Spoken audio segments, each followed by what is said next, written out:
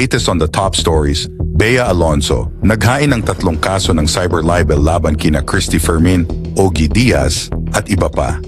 Naghain ng 3 hiwalay na kaso ng cyber libel si Bea Alonzo laban sa mga showbiz columnist at online hosts na sina Christy Fermin at Ogie Diaz, kasama ang kanilang mga kasamahan sa kanilang online programs.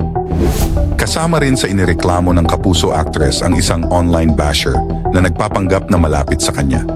Base sa complaint affidavit ni Bea, naging biktima siya ng maling impormasyon na walang basehan na inilathala at pinag-usapan sa online shows ni Fermin at Diaz, pati na rin sa mga columns nito.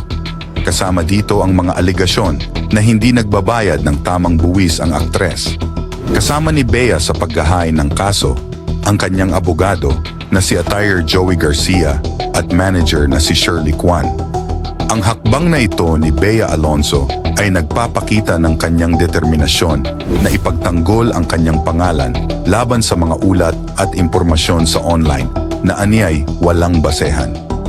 Si Bea Alonzo ay nakilala sa husay niya sa pag-arte. Isa siya sa pinakahinangaang katambal ni John Lloyd Cruz. Ilan sa kanilang blockbuster na pelikula ay One More Chance, Miss You Like Crazy, at A Second Chance. Umamin siyang naranasan niya ang tinatawag na pag-drunk dial sa kanyang ex, ngunit isang beses lang umano ito nangyari.